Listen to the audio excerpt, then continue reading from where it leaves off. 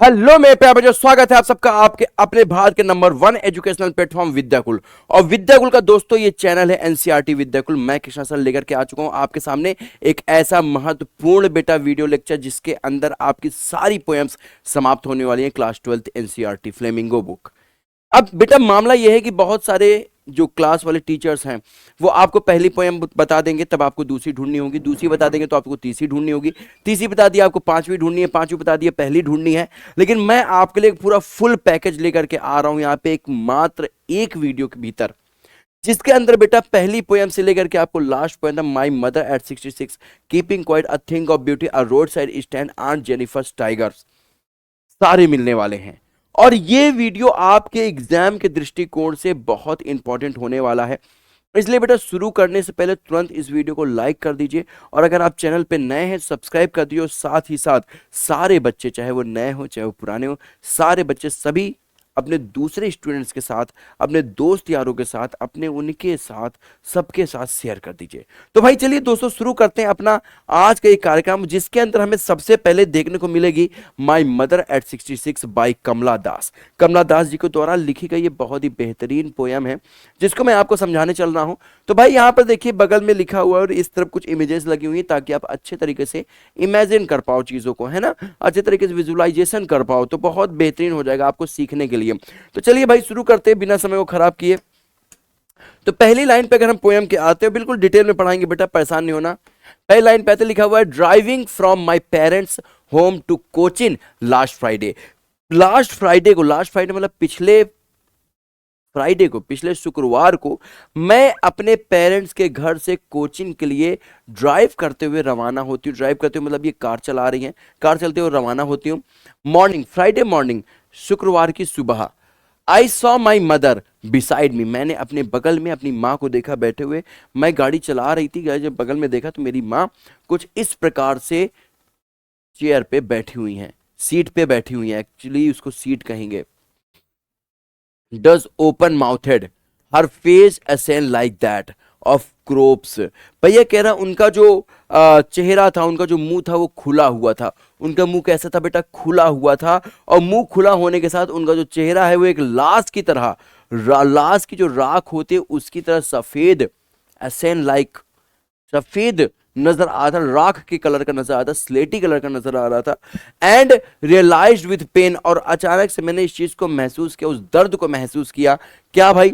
That she was as old as she looked but soon, कि वो उतनी वृद्ध हो चुकी हैं जितनी वो नजर आ रही हैं। उतनी वृद्ध का मतलब क्या हो चुका है बेटा?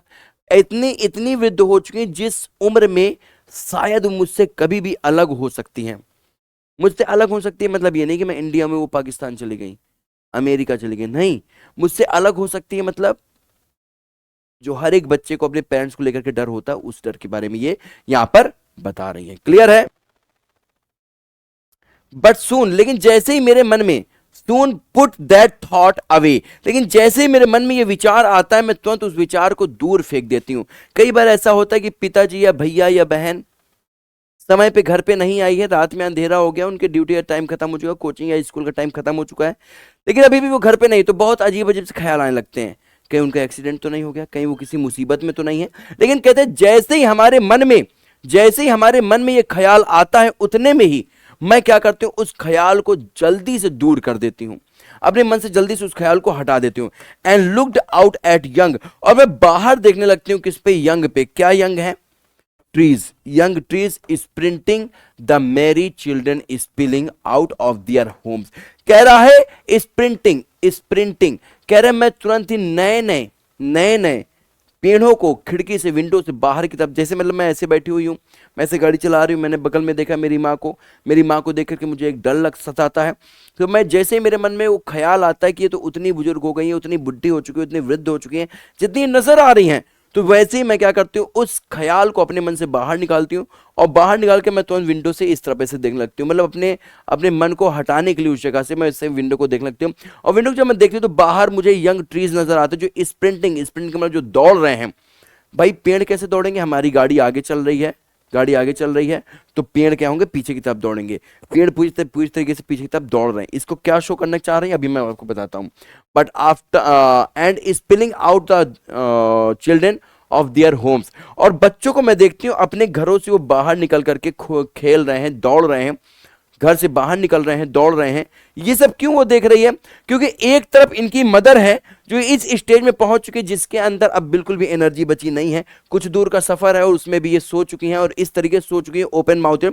आप देखते हो जो बुजुर्ग लोग हैं जब वो सोते वो ओपन माइंड लाइक दैट। इस तरीके से क्या होता है भाई? इस तरीके से होता है। तो जब कोई इंसान मृत हो जाता है तो वो भी कुछ ऐसा ही नजर आता है। एक तो सो भी नहीं, साथ में मुंह भी खोला हुआ, तो एकदम मृत की तरह वो नजर आ रही है, जिसकी वजह से मैं क्या हूँ, परेशान हो जाती हूँ। मैं बाहर की तरफ देखती हूँ तो मुझे कुछ ऐसे बच्चे नजर आते हैं जो अपने घर से निकल रहे हैं, मुझे पेड़ दौड़ते हुए नजर आते हैं। तो ये शो वो एक कंडीशन शो कर रही है कि एक इंसान की ये कंडीशन होती है जब वो इंसान इतना फुर्तीला और इतना एनर्जेटिक होता है, और वहीं फिर एक इंसान एक समय में इस स्टेज पर भी आ जाता है। मेरी बात समझ में आ रही है? चलिए। But after the airport security check, लेकिन एयरपोर्ट की सिक्योरिटी चेक के बाद, एयरपोर्ट की सिक्योरिटी चेक का मतलब क्या होता है भाई? जब हम एयरपोर्ट जाते हैं तो वहां पे हमको चेक किया जाता है कहीं नुकीला कोई शार्प ऑब्जेक्ट तो हमारे पास नहीं जिससे हम प्लेन उड़ने के बाद हम कुछ परेशानी उत्पन्न कर सके। हमारी जब चेकिंग हो रही थी, चेकिंग होने के बाद after the security check of airports, standing a few yards, कुछ दूर, कुछ गज दूर मुझसे उनसे खड़ी हुई थी अवे, आई लुक्ड अगेन, मैं फिर से उनको देखती हूँ, एट हर, उनके ऊपर देखती हूँ, wan pale as a late winter's moon and felt that old familiar ache. कहते हैं मैं फिर से उनका वैन पीला पड़ा हुआ, पेल पीला पड़ा हुआ, दोनों का मतलब पीला कह सकते हैं, मुरझाया हुआ, मुरझाया हुआ उनका मैं चेहरा देखती हूँ, जैसे कि देर से सर्दियों का चांद, और उस पुराने परिचित दर्द को मैं फिर से, फैमिलियर फैमिलियर एज को मैं फिर से क्या कर सकती हूँ, महसूस करती हूँ। मैंने फिर से, मैं दूर खड़ी थी, सिक्योरिटी चेक हो चुकी थी, एक जो एयरपोर्ट होता है इसमें एक दायरा होता है, उनको छोड़ने वाले लोग इतनी दूर तक के अंदर आ सकते हैं, वो दूर खड़ी हुई थी, मैं उनको देखती हूँ, और देखने के बाद मेरे मन में फिर से वो डर आता है। वो डर कौन सा था? वो डर कौन सा था? उनका चेहरा जो था पीला पड़ा हुआ था, उनका चेहरा मुरझाया हुआ था, जैसे लेट विंटर्स नाइट में, सर्दियों की रात में चांद की जो चांदनी होती है वो बादलों के द्वारा ढक जाती है तो धूमिल नजर आती है। उस तरीके से आज मेरी माँ का चेहरा, मेरी माँ की जो एनर्जी है उसको उनकी उम्र ने ढक लिया है, वो नजर नहीं आ रही है, उनकी एनर्जी नजर नहीं आ रही है। उनको देख करके मेरा फिर से एक डर उत्पन्न होता है, फिर से मुझे वो डर याद आता है। कौन सा? My childhood fear. कौन सा डर भाई? कौन सा डर याद आता है? मेरे बचपन का डर। बचपन का घर, जैसे घर में आपके कोई एक छोटा बच्चा आ गया, ठीक है, कोई उसकी माँ आई, आपकी दीदी चाची कोई है, उनका छोटा बच्चा है, आप उसको बहुत खिला रहे हैं, वो छोटा सा बच्चा है 2 3 4 साल का, वो आपके साथ खेल रहा है लेकिन साथ में अपनी माँ के ऊपर नजर रखा है। अगर उसकी माँ उस कमरे से उठ करके दूसरे कमरे में जाएगी तो तुरंत ही डर जाएगा, वो तुरंत ही अपनी माँ के पास दौड़ने लग जाएगा कि नहीं नहीं नहीं मुझे उसके पास जाना है, माँ के पास। उस बच्चे को हमेशा डर लगा रहता है मेरी माँ मेरी नजरों से ओझल ना हो जाए, मेरी माँ मुझे छोड़ करके ना चली जाए। वो बचपन का डर आज फिर से कमला दास जी को सता रहा है, और सता रहा है कौन सा? बचपन का डर कि कहीं मेरी माँ मुझसे दूर ना हो जाए।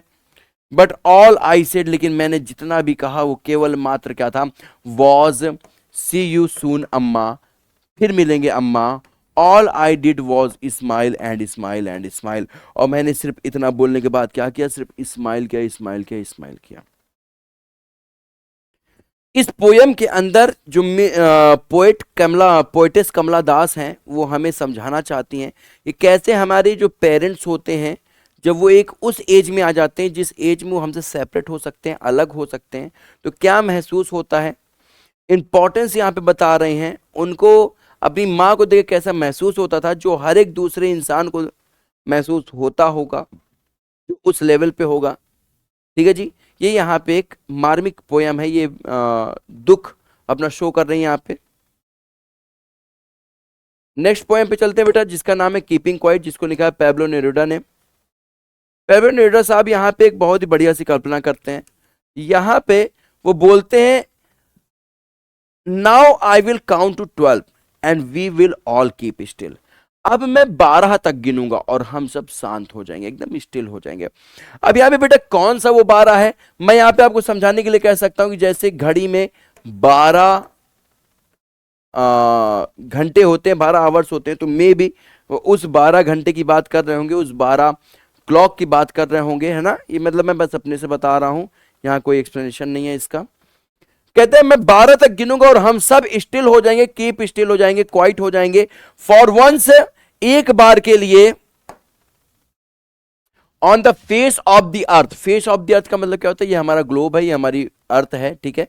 इसका ये फेस, सतह, इस पूरी सतह पर, इस पूरी सतह पर, for the ones on the face of the earth let's not speak in any language, stop for 1 second. इस पूरी सतह पर जितने भी लोग रहने वाले हैं, यानी पूरे दुनिया के हर एक देश के लिए वो कह रहा है, जितने भी लोग रहने वाले वो सब क्या हो जाएं, एक बार के लिए शांत हो जाएं। जब मैं बात तक गिनूंगा तो एक बार के लिए वो सारे लोग क्या हो जाए, शांत हो जाए, चुप हो जाए, ठीक है जी। Stop 1 second and not move our arms so much, और हम अपने हाथों को, अपने कंधों को उतना ज्यादा ना हिलाएं। अब यहाँ पे कंधों को, हाथों को मतलब ऐसे ऐसे करना नहीं है, ऐसे ऐसे करना नहीं है, ऐसे ऐसे नाचना वाचना नहीं है। यहाँ पे मतलब क्या है कि हम जो काम कर, जैसे मेरा काम है, मैं शिक्षक हूं, मेरा काम है शिक्षा प्रदान करना, मेरा काम है पढ़ाना, तो मैं पढ़ाऊं ना। जो भी मैं काम कर, आपका आपका काम है पढ़ना, आप विद्यार्थी हैं, आप उसमें पढ़िए नहीं। जब जैसे वो बात गिनते हैं कि मैं सारी चीजें छोड़ करके आप बैठ जाइए, सारी चीजें छोड़ करके आप रुक जाइए। इस बात को कौन कह रहे हैं, हमें पेबुला नेरूदा साहब कह रहे हैं, Pablo. It would be an exotic moment, ये क्या होगा, एक एग्जॉटिक मूवमेंट होगा, आकर्षक, एक अजीब अलग समय होगा, मूवमेंट होगा, विदाउट रश, विदाउट इंजन्स, बिना भीड़ भाड़ के, बिना इंजन्स के। इंजन्स का मतलब यहां पे हर उस चीज से है जो मैकेनिकली या इलेक्ट्रिकली चलती है।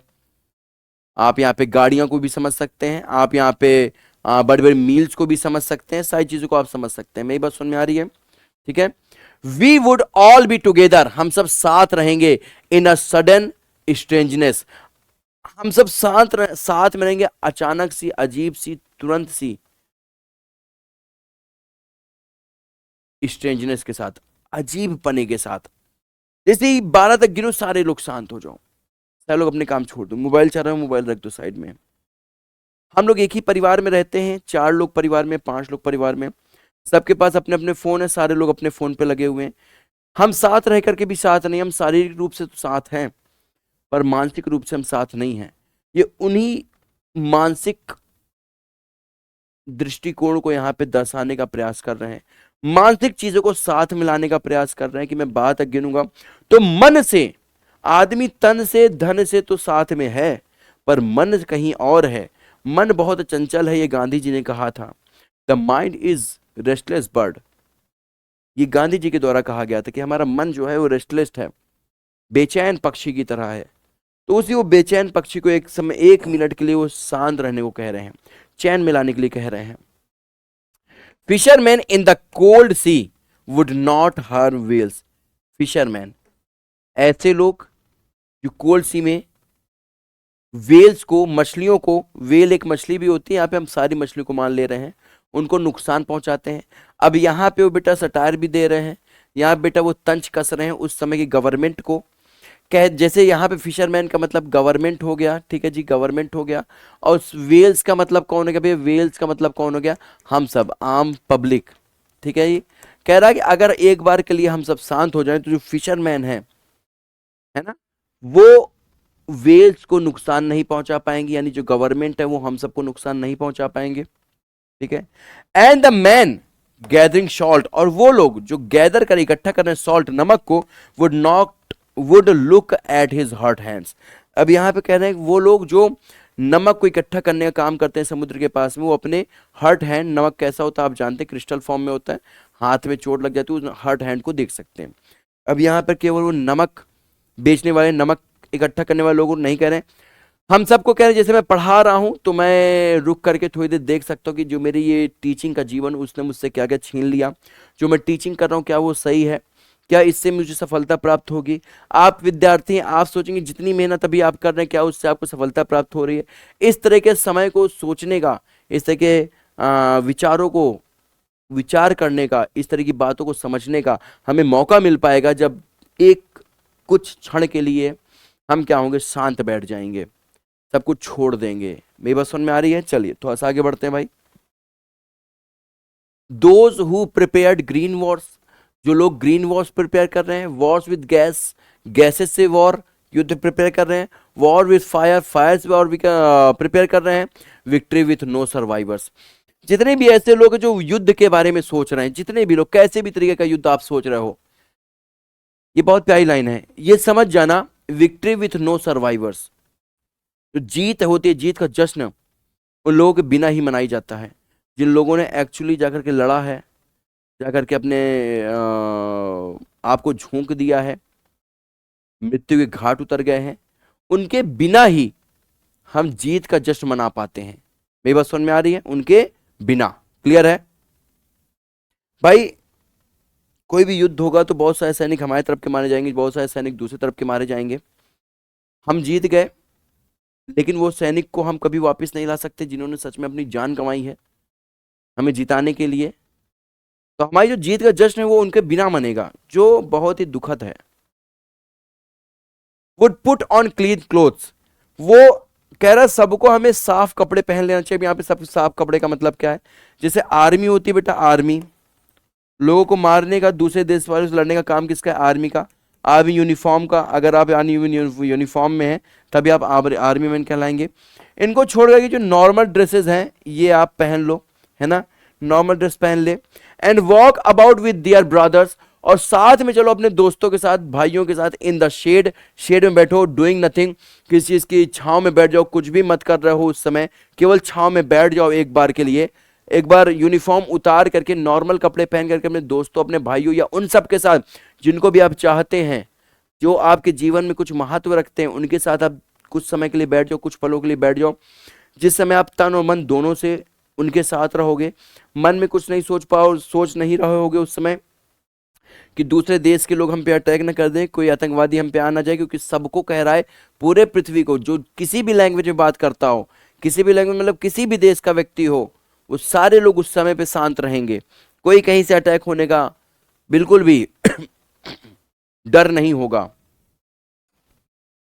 What I want should not be confuse, जो मैं चाहता हूं इस बात से कंफ्यूज नहीं हो जाना। विथ टोटल इनएक्टिविटी, मैं टोटल इनएक्टिविटी नहीं चाहता हूं, मैं ये नहीं चाह रहा हूं सब कुछ रुक जाए जिंदगी में, फिर आगे ही ना बढ़े। Life is what is about, life वही है, इसी के बारे में, जो लाइफ है वही है। I want no truck with death, मैं डेथ के साथ कोई समझौता नहीं करना चाहता हूं। If we were not so single minded, अगर हम सिंगल माइंडेड नहीं होंगे about keeping our lives moving, अपने जीवन को आगे बढ़ाने के लिए, and for once could do nothing, एक समय जब हम कुछ नहीं करेंगे, perhaps a huge silence might interrupt this sadness, शायद शायद एक जो साइलेंस है, चुप्पी है, वो इंटरप्ट कर दे, वो बाधित कर दे, वो थोड़ी देर के लिए रोक दे इस दुख को।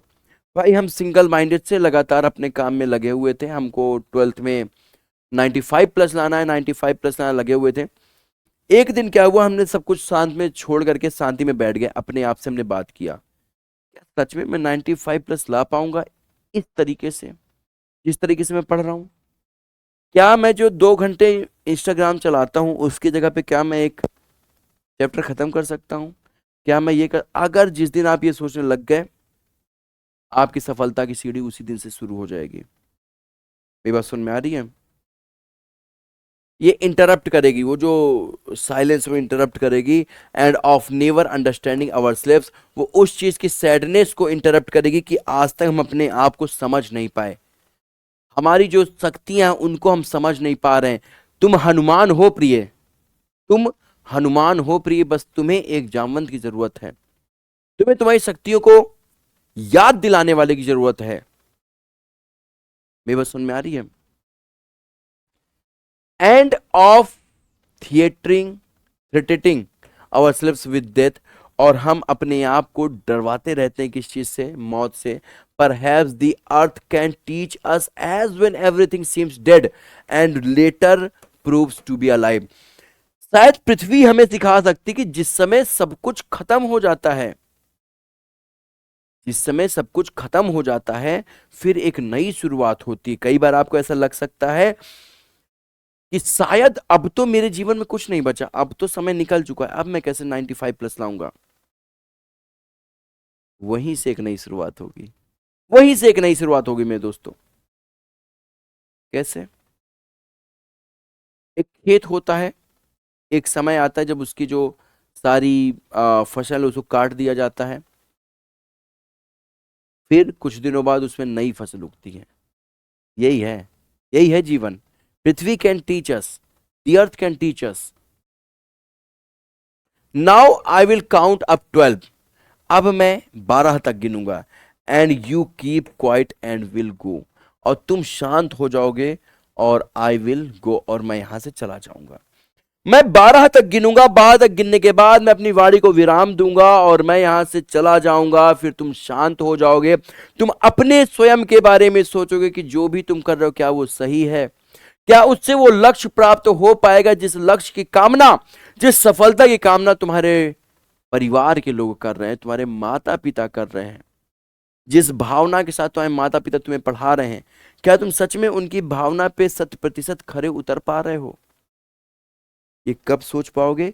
जब सारी चीज छोड़ करके कुछ समय अपने आप को दोगे, माय डियर फ्रेंड्स। चलिए आगे चलते हैं दोस्तों। Poem third, a thing of beauty. बहुत अच्छी पोयम है, जॉन कीट्स ने लिखा है इसको। पहला पैराग्राफ क्या है? अ thing of beauty is Joy for ever. Thing of beauty is Joy for ever. Thing of beauty जो है, किसी चीज की जो खूबसूरती है वो हमेशा आपको आनंद प्रदान करती है, हमेशा आनंद प्रदान करती है। It's loveliness increases. इसका जो प्यारापन है, लवलीनेस है, वो क्या होता है? इंक्रीज करता है। It will never never ever pass never pass into nothingness. वो कभी समाप्त नहीं होता है।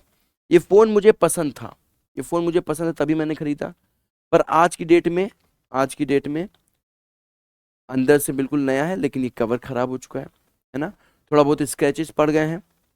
लेकिन मुझे इस फोन की आउटर ब्यूटी पसंद की वजह से मैंने नहीं लिया है, इसके अंदर के मुझे फंक्शंस अच्छे लगे और आज भी वो फंक्शन वर्क कर रहे हैं। तो मेरे लिए जो इस फोन की जो लवलीनेस है वो इंक्रीज कर रही है। लेकिन कोई ऐसा व्यक्ति जो किसी के एक्सटर्नल पार्ट को देख करके खुश होता है, आपने किसी की खूबसूरती को देख करके उसे प्रेम कर लिया, बोलते ना पहली नजर में देखा, पहली नजर में कैसा जादू कर दिया, तेरा बन बैठा है मेरा जिया, जाने क्या होगा क्या पता, इस पल को मिलके आज ही ले जरा। समझो क्या कवि क्या कह रहा है? जाने क्या होगा देखा जाएगा, पर इस पल को जी ले। जाने क्या, जानते हो क्यों कह रहा है देखा जाएगा? क्योंकि उसको पता है, वो कवि है, उसको पता है, वो लिरिक राइटर है, उसको पता है आने वाले समय में प्रेम खत्म हो जाएगा। क्यों खत्म हो जाएगा? क्योंकि पहली नजर में प्रेम हुआ है। पहली नजर वाला जो प्रेम होता है एक समय वो छूमंतर हो जाता है। क्यों? क्योंकि उसका प्रेम जो होता है वो एक्सटर्नल ब्यूटी से होता है, शरीर से होता है, गोरे गाल से होता है, लाल होठों से होता है, बड़ी बड़ी आंखों से होता है, बड़ी बड़ी पलकों से होता है। जब पलकें झुकती हैं तो ऐसा लगता है कोई पंखा कर रहा है। उनकी जुल्फों से हो जाता है प्रेयर, और एक समय उनकी जुल्फें कम होने लगती, बाल गिरने लगते हैं, एक समय उनके गालों पे झुर्रियां पड़ने लगती है, एक समय उनके पीले होंठ पीले होने लगते हैं, गुलाबी होंठ, पीले होंठ नहीं। मेरी बात सुन में आ रही? तो प्रेम भी समाप्त होने लगता है। लेकिन जो प्रेम मन से होता है, जो प्रेम विचारों से होता है, जो प्रेम आपकी सोचने समझने की शक्तियों से होता है, वो प्रेम कभी भी समाप्त नहीं होता है। इंटरनल ब्यूटी, तो जो प्रेम होता है वो समय के साथ बढ़ता है। जिसके साथ आप जितना बात करोगे उसके बारे में आपको उतनी चीजें पता चलेंगी तो आपको उससे और मोहब्बत होने लगेगी। But will keep a bower quiet for us. आप जब उसके से अंदरूनी तरीके से प्रेम करेंगे, उसके विचारों से प्रेम करेंगे, तो आपके लिए वो प्रेम और अधिक बढ़ता रहेगा और आप उसके सामने और आत्मसमर्पित होते रहेंगे। And sleep full of sweet dreams, और आपको अच्छी नींद आएगी, अच्छा स्वास्थ्य हो जाएगा, एंड क्वाइट ब्रीथिंग, और अच्छी सांस आप ले पाएंगे निश्चल तरीके से। Therefore on every morrow, इसलिए हर एक मॉरो, यहां पे मॉरो का मतलब बेटा सुनिए, मॉर्निंग है, ठीक है। अब मॉर्निंग के साथ इसको बहुत सारे टीचर्स कहते हैं टुमारो है। देखो अब मैं एक नई चीज इसको बताने जा रहा हूं।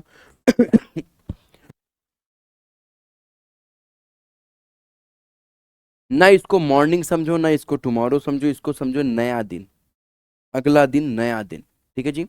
कह रहा हर एक नए दिन में, हर एक मॉर्निंग में, हर एक सुबह में, हर एक अगले दिन में are we wreathing a flowery band to bind us to the earth.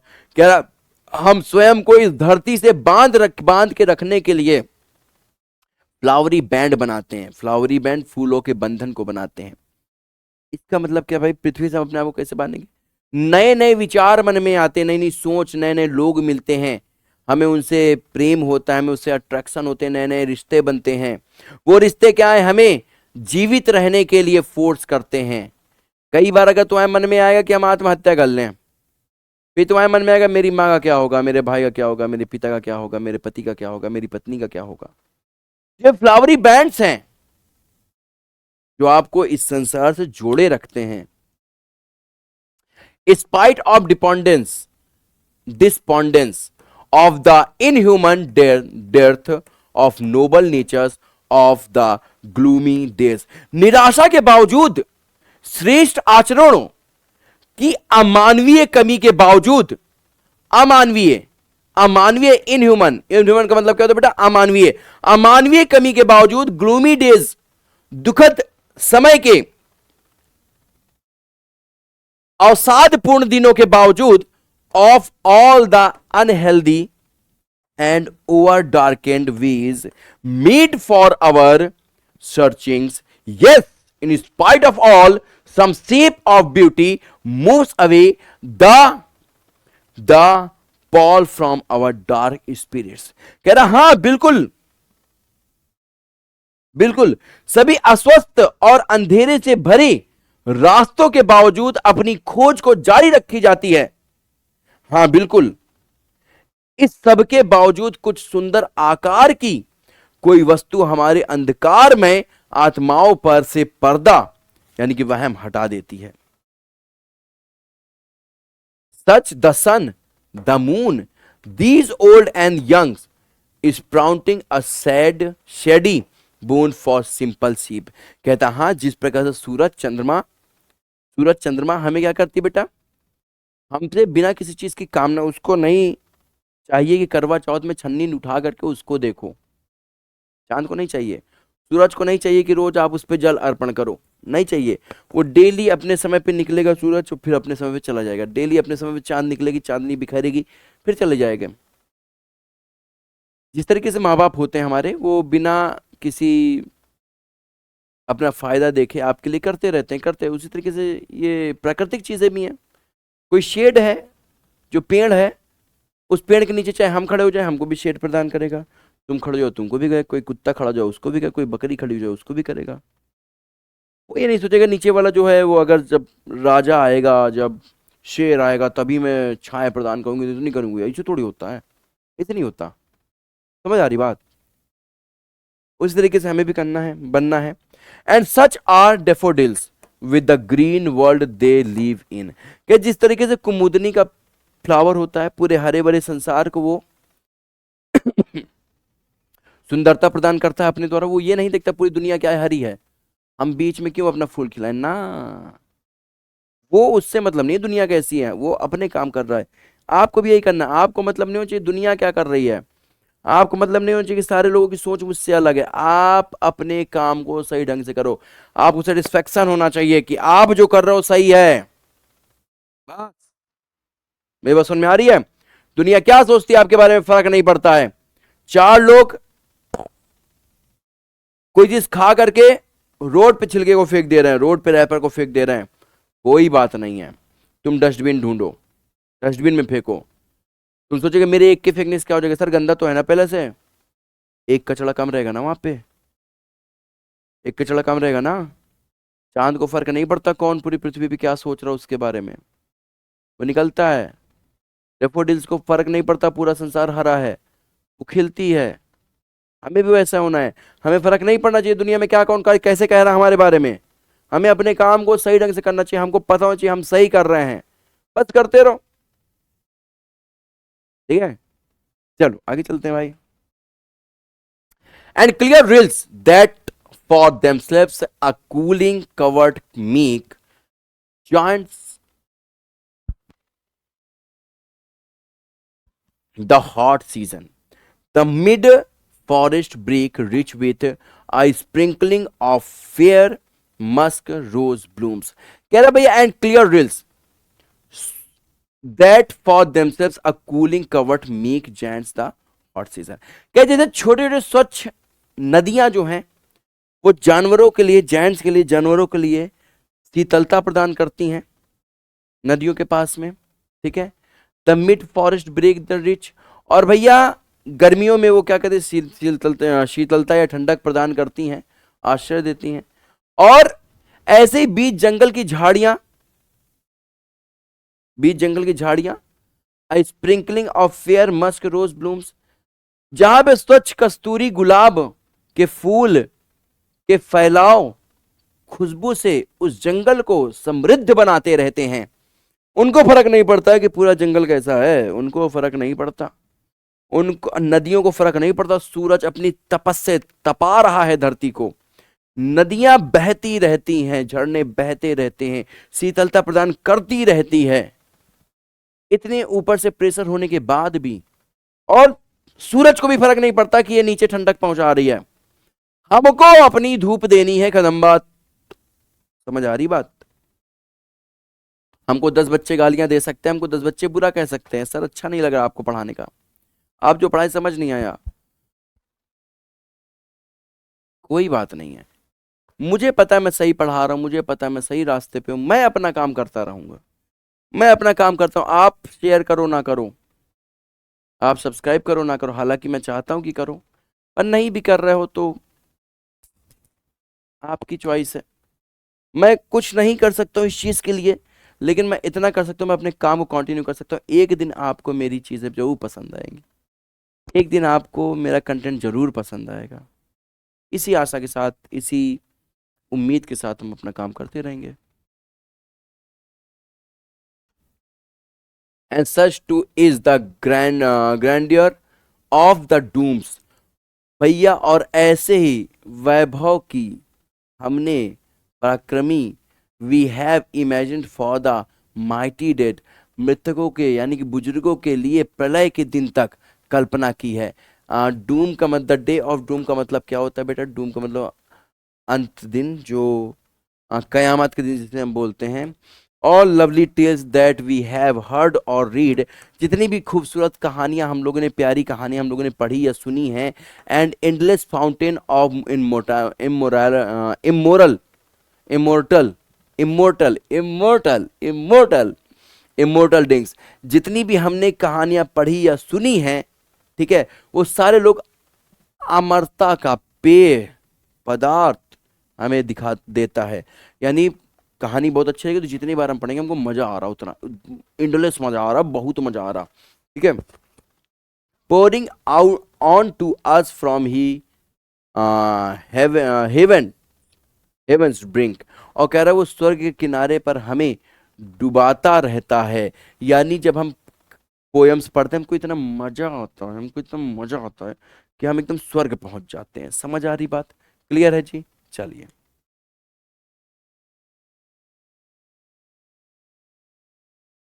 Fourth poem क्या है? Road side stand. किसने लिखा भाई? Robert Frost. The little old house was out with a little new shed, कह रहा लिटिल ओल्ड हाउस, छोटा सा पुराना सा घर एक नए शेड के साथ बाहर रहता है। जैसे देखो बेटा, ये रोड है, ये क्या है जी? रोड है, रोड है, रोड के किनारे फुटपाथ है, फुटपाथ के किनारे घर हैं, घर में नए शेड्स हैं, शेड के ऊपर क्या है? दुकानें हैं। आप देखते हो जब गांव जाते होगे तो दुकानें नजर आती होंगी, रोड के किनारे किनारे दुकानें नजर आती होंगी, उन्हीं दुकानों के बारे में ये चर्चा कर रहा है। In front at the edge of the road where the traffic speed, सामने सड़क के किनारे जहां पे ट्रैफिक तेजी से दौड़ रहा था, a road side stand that too pathetically pled, सड़क के किनारे एक रोड साइड स्टैंड था जो बहुत ही दयनीय ढंग से भीख मांग रहा था। यहां जो किनारे लोग हैं, फुटपाथ पे जो दुकानें, वो भीख मांग रही हैं। किस चीज की भीख मांग रहे हैं? It would not be fair to say for a dole of bread. ये कहना उचित नहीं होगा कि वो रोटी का दान मांग रहे हैं। ज्यादा जो भिखारी आते हैं कहते हैं अल्लाह के नाम पे कुछ खाने को दे दो, भगवान के नाम पे कुछ खाने को दे दो ना, वो नहीं मांग रहे हैं। ये तो क्या मांग रहे हैं? But for some of the money, पर कुछ पैसा मांग रहे हैं। इन कैश, कैश में whose flow the suppers supports, जो उनको सहारा का प्रवाह प्रदान करेगा, जो उन्हें सहारा प्रदान करेगा, उनके जीवन को जीने के लिए बेहतर बनाने में उनका सहयोग करेगा। The flower of cities from sinking and withering faint, कहता है शहर के फूलों को डूबने और मुरझाने से, the polished traffic passed with the mind ahead, जो चमकदार ट्रैफिक से आगे बढ़ने की सोच के साथ गुजरता रहता है। Or if ever side a movement then out of the shorts, या फिर अगर कभी एक पल के लिए भी अलग हट जाता है तो बेचैन हो जाते हैं। कौन? अभी समझा रहा हूं। At having the landscape married with the artless paint, और परिदृश्य जो है को कलाहीन रंग से बिगाड़ने पर, of science that with N turned wrong and S turned wrong, और वहां पे रुकते हैं ऐसे चिन्हों के साथ जहां पे एन गलत और एस गलत दिशा को बता रहे हैं। यानी वो जो रोड साइड स्टैंड है, स्थिति उसकी खराब है, वहां पर जो साइन भी लगे हैं, इधर नॉर्थ है इधर साउथ है, ये एन एस वाले, वो भी गलत हो गए हैं। वहां के जो पासस भाई हैं, वहां पे जो आने वाले लोग हैं, जाने वाले लोग हैं, इस चीज को देख करके चिढ़ रहे हैं, इस चीज को देख के परेशान हो रहे हैं। और रोड साइड स्टैंड, जो रोड साइड में दुकानें लगाए, वो इस चीज के लिए परेशान है, कोई तो रुक करके हम समय जंगली बेरीज खरीद ले, कोई तो रुक करके हमसे हमारा सामान ले ले, जिससे हमें कुछ पैसे मिल जाए, जिससे हम अपने परिवार को सपोर्ट कर सकें। Offered for sale wild berries in wooden quartz, जो भी वहां पे रुक रहा है एनएस के बारे में पूछने के लिए, जो भी रुक रहा है किसी भी बात तरीके की बात को जानकारी लेने के लिए, उनको हम कोशिश करते हैं वाइल्ड बेरीज, जंगली जामुनों को बेचने के लिए।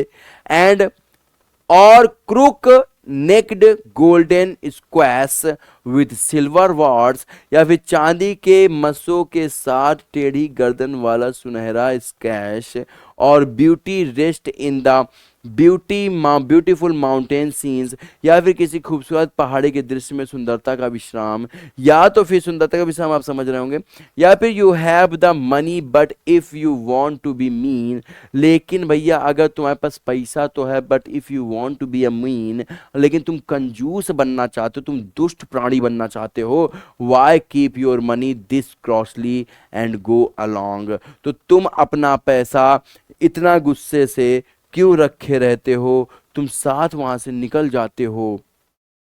तुम आते तो हो, शहर के लोग आते तो हैं, इधर उधर की बातें करके चले जाते हैं, सामान नहीं खरीदते हैं, कंजूस है वो, हमें सपोर्ट करने वाले नहीं हैं, इसलिए।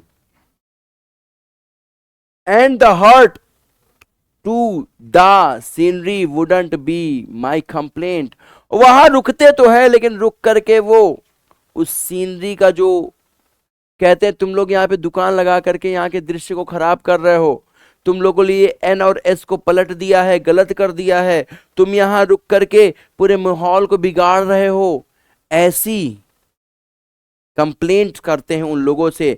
पर यहाँ रॉबर्ट फ्रॉस्ट साहब कहते हैं ये सब कंप्लेंट मेरी नहीं है, मेरी थोड़ी है, मैं क्या कर सकता हूँ इसमें। मुझे प्रॉब्लम है कि इन लोगों के पास खाने के लिए खाना नहीं है, मुझे प्रॉब्लम है कि मैं इनकी सहायता नहीं कर पा रहा, मुझे ये प्रॉब्लम, मुझे ये नहीं, क्या कर डाला रोड का इन्होंने, क्या कर डाला एनएच का, हमको मतलब नहीं है। सबसे पहले क्या है, जीवन, सबसे पहले जीवन है। So much as the trusting sorrow of what I unsaid, कह रहा बल्कि जो अनकहा रह गया है उसके भरोसे का दुख है। जो अनसेड है, जो अनकहा है, अनकहा क्या है, ये बेरीज कितने की है? अनकहा क्या है? यहाँ पे कोई रहने की जगह है क्या? अनकहा ये है। इस अनकहा को मैं देख रहा हूं, मैं इस अनकहा को कहने की, सुनने के लिए मेरे कान तरस रहे हैं, और वो कोई कर नहीं रहा है।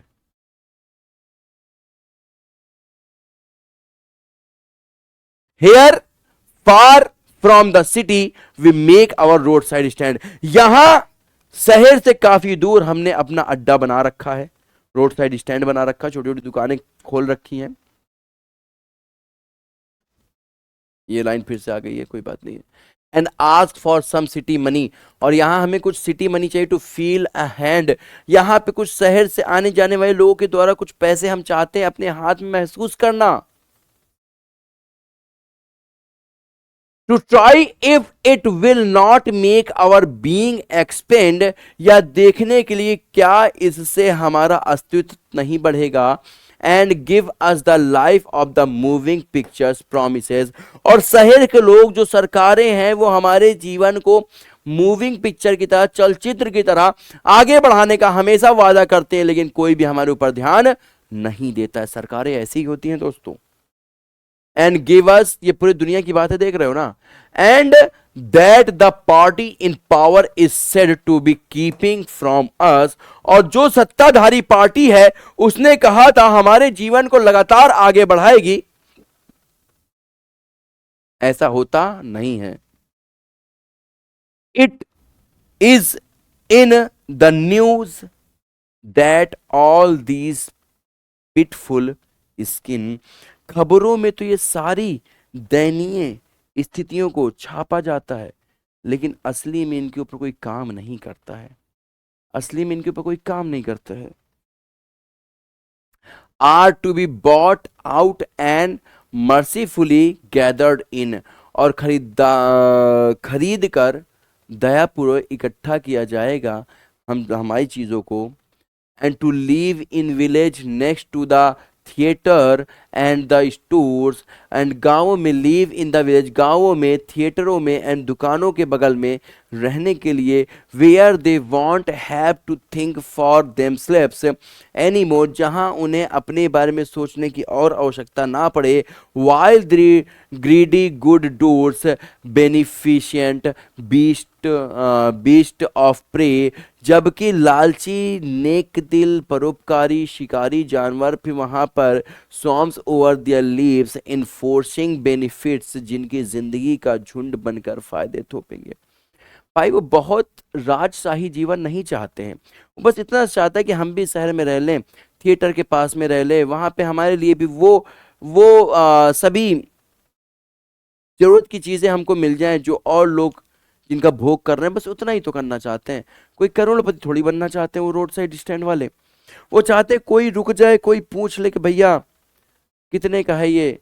लेकिन लोग रुकते तो हैं, पर वो रुकते हैं रास्ता पूछने के लिए। लोग रुकते तो हैं, लोग रुकते हैं कंप्लेन करने के लिए कि तुमने जो प्राकृतिक दृश्य है उसको खराब कर रखा है, बगल बगल दुकान लगा करके अतिक्रमण कर रखा है। इन चीजों को बोलते हैं जिससे हमारा हृदय टूट जाता है। हम रोज आशा भरी नजरों से, जिसके भी गाड़ी का ब्रेक हमारे सामने लगता है, आशा भरी नजरों से हम उसके बारे में सोच लगते हैं कि शायद शायद शायद शायद ये हमसे कुछ खरीद सके।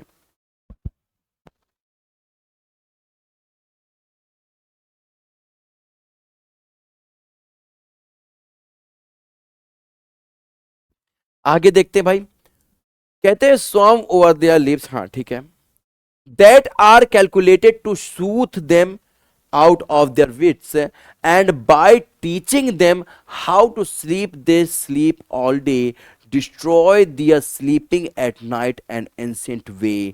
कहता जो उन्होंने उनकी वृद्धि से बाहर निकालने के लिए डिजाइन किया गया है, और उन्होंने उनको सोना सिखा करके वो 7 दिन सोते रहते हैं, और उनकी रात की नींद को जिस तरीके से उनके पूर्वज सोया करते थे उसको हराम कर दिया है। सरकारों ने कुछ नहीं किया है, लोगों ने कुछ नहीं किया है, लोगों ने केवल हमारी नींदों को छीना है। ये कौन कह रहा है? रॉबर्ट फॉस्ट कह रहे हैं उन गरीब रोड साइड स्टैंड वालों के लिए कि उनके नींद को छीन लिया गया है, रात की नींद को। और दिन में उनको सोने पर आपने फोर्स कर दिया है। क्यों? कोई ग्राहक आ नहीं रहा है, दुकान वाला।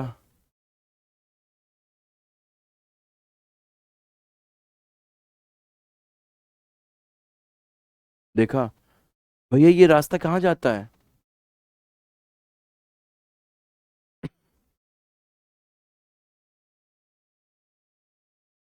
समझ रहे हो? और रात में उस सोने पर, एक तो दिन में सोए हुए होते हैं, रात में सोचते हैं बेचारे कैसे जीवन चलेगा। एंशियंट तरीका क्या था रात में सोने का, लेकिन उनको दिन में सोना पड़ रहा है, काम तो दे नहीं रहे।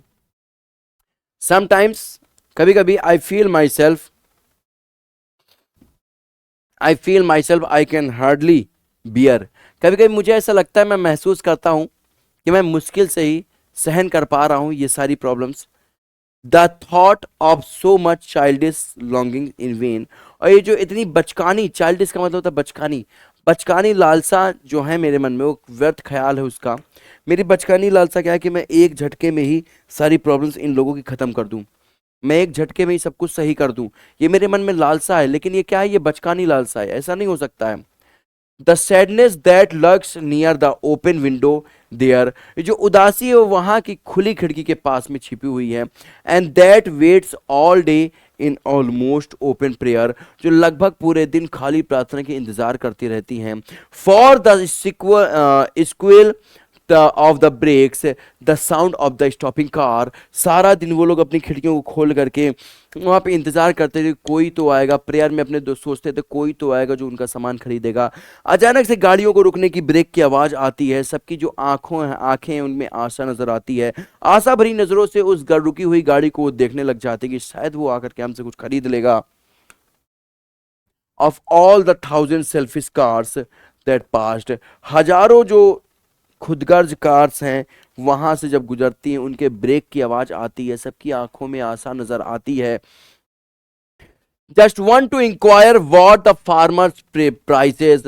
भैया कुछ रुक जाते, किसानों की कीमतें क्या हैं, कुछ रुक जाते हैं, कुछ रुक जाते हैं कि and one did stop but only to blow up grass. और कुछ वहां पे केवल रुक जाते हैं ये कहने के लिए कि जो वहां की घासें हैं वो उनको जोत देते हैं। जब ब्रेक मारते तो घास क्या हो जाती है? जुत जाती है, समझ रहे हो? घास से फिसल जाती है, तो वहां पे उस चीज के लिए रुक जाते हैं। In using the yard to back and turn around. और आंगन का इस्तेमाल करके पीछे मुड़ने के लिए, यानी वो जैसे ऐसे जाकर के बैक करने के लिए वहां पे मुड़ती है गाड़ी उनके सामने से। And another to ask the way to where it was bound. और कुछ लोग वहां रुक करके इसलिए ये पूछते हैं कि ये रास्ता, सड़क कहाँ जा रहा है। इतने सारे हजारों कार रुक रही हैं, हजारों कार के रुकने का ब्रेक आ रहा है, लेकिन कोई भी उनसे ये नहीं पूछ रहा कि ये सामान कितने का है। हर कोई अपने फायदे की बात कर रहा है, ये रास्ता किधर जा रहा है। हर कोई ये बात कर रहा है कि ये मैं यहां से कैसे मुड़ जाऊं, इन सारी चीजों की बात कर रहे हैं, लेकिन लेकिन कोई भी सामान खरीदने के बारे में बात नहीं कर रहा है। And another to ask could they sell it a gallon of gas. कोई आके पूछ रहा है क्या भैया गैस पेट्रोल बेचते हो क्या? They couldn't this crossly, they had none didn't it see. वे नहीं बेच सकते हैं, वे जो रोड साइड स्टैंड वाले नहीं बेच सकते हैं गैस, नहीं बेच सकते हैं पेट्रोल। क्या उन्हें वो गुस्सा वो दिखाई नहीं दे रहा है? वो गुस्से में बोल रहे हैं रॉबर्ट फ्रॉस्ट, उनके पास कुछ भी नहीं था। क्या ये वो लोग देख नहीं पा रहे हैं? पेट्रोल कौन बेचेगा? क्योंकि पैसे हों। वो बेचारे 10 रुपए 5 रुपए के लिए अपनी बेरीज बेच रहे हैं जंगल की, वो गैस बेचेंगे? नो नहीं। In country money the country scale of gain. नहीं, देश के पैसों में नहीं, देश के मुनाफे के पैमाने में नहीं। The requisite lift of spirit, spirit has never been found. आत्मा को अपेक्षित उत्साह कभी भी नहीं मिलेगा। ठीक है, अब चलिए आगे देखते हैं। तो इस प्रकार से हम देखते हैं बेटा कि यहां पे रॉबर्ट फ्रॉस्ट साहब कहना चाहते हैं कि जो रोड के किनारे लोग होते हैं, जो हमसे उम्मीद लगा करके बैठे होते हैं, जिनका जीवन हमसे चलने वाले, हमारे कुछ पैसों से चलने वाले हैं, तो क्यों ना हम मिल करके उनकी मदद करते, क्योंकि रॉबर्ट फ्रॉस्ट साहब जो हैं वो अकेले उनकी मदद नहीं कर सकते हैं। इसलिए वो इस बात को कहते हैं हम सब से कि हम सबको मिल करके कुछ ऐसा करना चाहिए जिससे उनकी मदद हो सके। ठीक है जी, चलिए आगे चलते हैं। ये आपकी लास्ट पोएम है aunt Jennifer's tiger by Adrienne Rich. ठीक है भाई, इनके नाम में ही देखो क्या है, रिच है। तो ये सबसे पहले लिखती हैं, ये कहते देखो इसी तरह के सामने हमने यहाँ पे लगा रखा है। साथ में आपने इस वीडियो के अंदर बेटा एक और चीज़ देखी होगी कि हमने कोशिश किया है सभी जो इंग्लिश में लिखा हो उसकी हिंदी भी लिख दें, ताकि जब आप बाद में पीडीएफ से पढ़ो या फिर इससे स्क्रीनशॉट से पढ़ो तो आपको बिना टीचर के ही बड़े आराम से चीज़ समझ में आ जाए, है ना। चलो देखिए भाई यहाँ पे क्या लिखा हुआ है, ठीक है, aunt Jennifer's tigers prance across the screen. अब सुनो भाई, सबसे पहले इसको समझने के पहले एंड्रिन रिच के बारे में समझ लो। ये फेमिनिस्ट थी। फेमिनिस्ट का मतलब होता है जो महिलाओं के अधिकार के लिए आवाज उठाती हैं, है ना, उनको इस तरह की महिलाओं को। और जरूरी नहीं है कि ये महिलाएं ही केवल आवाज उठाएं, कोई आदमी भी फेमिनिस्ट हो सकता है, कोई आदमी भी ऐसा हो सकता है जो महिलाओं के लिए आवाज उठाता हो। मेरी बात समझ में आ रही है? चलिए अब यहां पर देखिए भाई, वो आंट जेनिफर को एक यहां पर सिंबल की तरह प्रयोग कर रही हैं और कह रही हैं कि आंट जेनिफर जो है वो एक वृद्ध महिला है और वो एक स्क्रीन यहां पर कपड़े को कहा जा रहा है, कपड़े पे बुन रही हैं किसको? एक शेर को। शेर मतलब बाघ, है ना, टाइगर को। और जो उनका टाइगर है वो क्या कर रहा है? वो प्रैंक कर रहा है। प्रैंक का मतलब, प्रैंक्स का मतलब क्या होता है भाई? उछल कूद रहा है। Aunt Jennifer tiger prance across the screen. Aunt Jennifer का जो टाइगर है वो स्क्रीन में बना हुआ, जो टाइगर, स्क्रीन मतलब ये स्क्रीन नहीं, स्क्रीन मतलब कपड़े पे बना हुआ जो टाइगर वो उछल कूद कर रहा है। ठीक है। Bright topaz denizens of the world of green. Bright topaz, topaz का मतलब होता है बेटा ये जो कलर है, इस कलर को टोपाज भी बोलते हैं, है ना। टोपाज एक पत्थर होता है, पहना जाता है, अंगूठी पहना जाता है उसकी। तो वो पत्थर किस कलर का होता है? वो पत्थर इस कलर का होता है, ऑरेंज टाइप का। तो इसलिए यहाँ पे उसको टोपाज कहा जा रहा है। क्या? टोपाज यानी चमकीले पीले रंग का, चमकीले पीले रंग का, टोपाज के जैसे कलर का, है ना। ये है कौन? ये शेर है, ये बाघ है, टाइगर है। जैसे किसी हरे भरे जंगल में दुनिया में रहने वाला है। ये जो हरे भरे जंगल की जो दुनिया है, यहाँ पे ये किसी को सिंबलाइज कर रही है, ये ओपननेस को, फ्रीनेस को सिंबलाइज कर रही है कि जो टाइगर है वो क्या है? वो फ्री है। जंगल का टाइगर, जंगल का शेर है, ना कि ये पिंजड़े का शेर हो, पिंजड़े का बाघ नहीं है। ये कहां गया? जंगल का बाघ है। लेकिन एक महिला शादी के पश्चात वो एक पिंजड़े समूह परिवार में बंद करके रह जाती है। कैसे? आगे देखते हैं। They do not fear the man beneath the tree. अब भाई ये जो बाघ है, टाइगर है, वो जंगल में जो पेड़ है उसके नीचे खड़े हुए आदमियों से डरते नहीं हैं। पर वहीं अगर हम देखें महिलाओं को, महिलाएं रात के अंधेरे में अगर सड़क से घर पे आ रही हैं तो उनको बहुत तरह की चीजों को सामना करना पड़ जाता था। ये पहले की पोयम है तो उस टाइम पे तो और ज्यादा रहा होगा, है ना। तो वो डर रही हैं लोगों से, तो मेरी बात। और क्योंकि ये फेमिनिस्ट थी तो महिला सशक्तिकरण के लिए ये हमेशा आवाज उठाती थी। तो ये एक सटायर है एक तरीके से समाज को लेकर के, कि समाज किस तरीके से बिहेव करता है महिलाओं के प्रति। अगर तुम्हारी मम्मी ये पोयम सुन रहे होंगे तो उनको बड़ी खुशी हो रही होगी। They pace in sleek chivalric certainty, कहते वे बहुत शान से, आत्मविश्वास के साथ और नर्म तेज चाल के साथ इधर उधर घूमते हैं। यानी वो जो टाइगर है उनको जंगल में किसी भी तरफ घूमने में उनको किसी प्रकार का डर नहीं लगता है। कोई ऐसा नहीं है जो उनको नुकसान पहुंचा सके, क्योंकि सारे लोग इनसे क्या है? डरते हैं और ये खुद अपने आप में स्वतंत्र हैं। मेरी बात समझ में आ रही है? पर वहीं अगर हम महिलाओं की बात करें तो महिलाएं पूर्ण रूप से स्वतंत्र नहीं हैं। Aunt Jennifer's finger fluttering through her wool. Aunt Jennifer की जो फिंगर्स हैं वो इन वूल को बिनते हुए कांप रही हैं। Find even the ivory needle hard to pull. और भैया हाथी के दांत से बनी हुई जो निडल है, निडल ये दिख रहा है जो सुई है ना, सुई जिससे वो बुन रही हैं, वो जो निडल है हाथी के दांत से बनी हुई जो निडल है उसको भी वो ठीक ढंग से उठा नहीं पा रही, कैरी नहीं कर पा रही हैं। वो इतनी कमजोर हो चुकी हैं। और एक बात समझो, the massive weight of uncle's wedding band, क्योंकि उनके ऊपर मैसिव एक भारी भरकम वेट है किस चीज का, अंकल के वेडिंग रिंग का, अंकल के वेडिंग रिंग का। वेडिंग रिंग मतलब शादी की जो रिंग होती है उसको वेडिंग रिंग कहते हैं। अब अंकल की वेडिंग रिंग का है मतलब क्या है, अब देखो कहने जैसे हमारे भारत देश में क्या होता है बेटा, सिंदूर होता है, सिंदूर है ना, सिंदूर केवल एक रंग नहीं है, सिंदूर केवल सिंदूर नहीं, सिंदूर क्या है, किसी महिला का सुहाग को सिंबलाइज करता है। वैसे अंग्रेजों के यहाँ, क्रिश्चियंस के यहाँ बेटा सिंदूर तो लगाते हैं, तो वो जो रिंग होती है ये रिंग ही सिंबलाइज करती है कि द वुमन इज मैरिड, जो ये वुमन है वो क्या है, शादीशुदा है। तो अब कह रहा है इसकी इस रिंग का मैसिव मैसिव भारी भरकम वजन, अब यार रिंग तो 2-4 ग्राम की होगी, तो भाई भरकम वजन का मतलब क्या है, वजन का मतलब है वो जिम्मेदारियां, शादी के बाद जो जिम्मेदारियां आती हैं उसके यहाँ पे ये बता रहा है कि शादी के बाद जो जिम्मेदारियां, उस जिम्मेदारियों से इनका हाथ दबा हुआ है।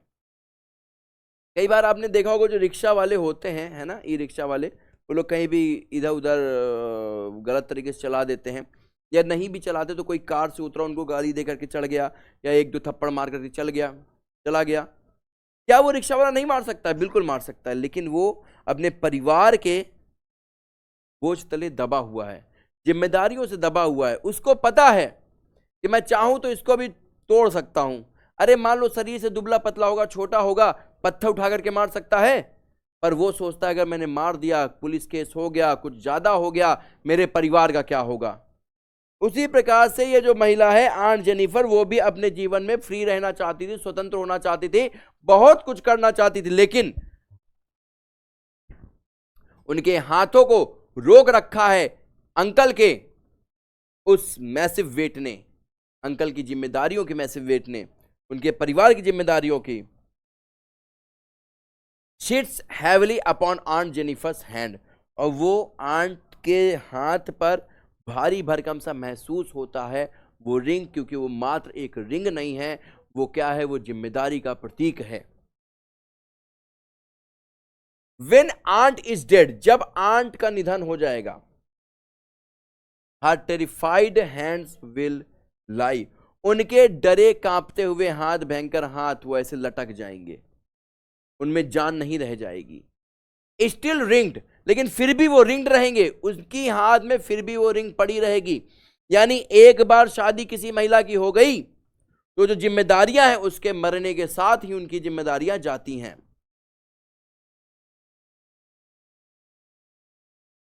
Still ringed with ordeal she was mastered by, उनके हाथों में अभी भी वो शादी की एक जो पहचान है, बेड़ियां हैं, अत्याचार कह सकते हो यहाँ पे, क्योंकि ये एक फेमिनिस्ट है, तो फेमिनिस्ट को फिर हमेशा यही लगता है कि हर महिला के ऊपर उत्पीड़न हो रहा है ना, फेमिनिस्ट को यही लगता है, तो कह रही है जो उत्पीड़न का प्रतीक है, जो अत्याचार का प्रतीक है ना, वो उस समय भी रहेगा।